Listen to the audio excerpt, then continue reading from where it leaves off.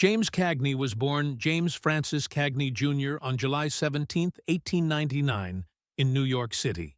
Growing up on the Lower East Side of Manhattan, he came from a working-class Irish-American family that knew hardship well. His father worked various jobs, including bartending, while his mother cared for 7 children in a cramped apartment. From an early age, young James learned resilience, resourcefulness, and ambition, qualities that would define both his character and his career. He briefly attended Columbia University, but soon discovered his true calling was not in academia but in the performing arts. Starting as a vaudeville dancer, Cagney gradually transitioned to acting, where his energy and charisma immediately stood out. By the late 1920s, Hollywood was shifting from silent films to sound, and Cagney's fast-talking, streetwise personality proved perfect for the new era. His breakout role came in The Public Enemy, 1931, where he played ruthless gangster Tom Powers. The now iconic scene of him smashing a grapefruit into Mae Clarke's face became a symbol of his fearless approach to acting. Yet off-screen, Cagney was nothing like the gangsters he portrayed. Friends described him as kind, disciplined, and deeply family-oriented. Throughout the 1930s and 40s, he dominated Hollywood with both intensity and versatility. In Angels with Dirty Faces, 1938, he gave a powerful performance as a criminal, whose execution serves as a moral lesson to young boys. Then, in Yankee Doodle Dandy, 1942, Cagney surprised audiences by portraying entertainer George M. Cohan, showing off his musical and dancing talents. The performance earned him an Academy Award for Best Actor and solidified his status as one of Hollywood's greatest. Even as his career slowed in the 1960s, he returned for a few later films, including Ragtime in 1981, before retiring for good. By then, the American Film Institute had already ranked him among the greatest male screen legends of classic cinema. Cagney's personal life was just as remarkable.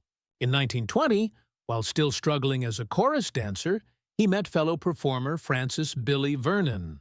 They married in 1922, and their union lasted over 6 decades, one of Hollywood's longest and most enduring marriages. The couple adopted 2 children, James Jr. and Kathleen, and although Cagney was a fiercely private man, he valued his family above the glamour of Hollywood. Away from the cameras, he retreated to his farm in upstate New York, where he found peace in painting, horseback riding, and nature. But tragedy touched even his close-knit family. His son, James Jr., died suddenly of a heart attack in 1984, just 2 years before Cagney's own death. Worse, the two had been estranged in his final years, a painful wound that was never healed. His daughter Kathleen also drifted apart from him, though the reasons were kept private. These struggles revealed the human side of a man who, despite public success, faced the same difficulties and heartbreak as anyone else. Professionally, Cagney was outspoken and never afraid to voice his opinions, especially about the state of Hollywood. One figure he openly criticized was Audie Murphy, the most decorated American soldier of World War II, who later became a film star. Studios marketed Murphy's military heroism to sell movies, casting him in westerns and war dramas. While audiences respected Murphy's bravery, critics often pointed out his limited acting ability. To Cagney, this was an insult to the craft of acting. He once remarked, "Being brave on the battlefield doesn't make you a master of the stage or screen." He respected Murphy as a war hero, but despised how Hollywood propped him up as an actor equal to seasoned professionals. To Cagney, a soldier might win medals, but an actor must win hearts through truth and artistry, something he believed Murphy lacked. Cagney's criticism wasn't rooted in personal hatred, but in principle. He saw Murphy as the embodiment of Hollywood's growing reliance on publicity stunts rather than artistic integrity. "A soldier may win medals," he said, "but an actor must win over an audience with truth. And truth isn't in a uniform, it's in the soul." For him, The studio's promotion of Murphy cheapened the profession and insulted audiences. This blunt honesty made Cagney unpopular with some studio executives, but it revealed his deep respect for acting as a serious art form. In his later years, Cagney withdrew from Hollywood, choosing the quiet life of his Dutchess County farm in Stanfordville, New York. It was there, on Easter Sunday, March 30th, 1986, that he passed away at the age of 86. His death marked the end of an era.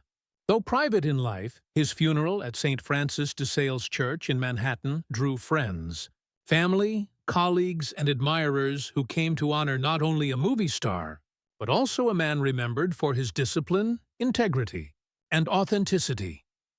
James Cagney left behind a legacy that stretched beyond his iconic roles. He was not only the tough guy audiences adored, but also a man who defended the purity of acting. His disdain for Audie Murphy highlighted a larger debate that still lingers in Hollywood. Should fame and image define success, or should artistry and talent remain the true standard? For Cagney, the answer was clear. He believed acting demanded truth, discipline, and dedication. And in that unwavering belief, he cemented himself as one of the greatest performers the silver screen has ever known.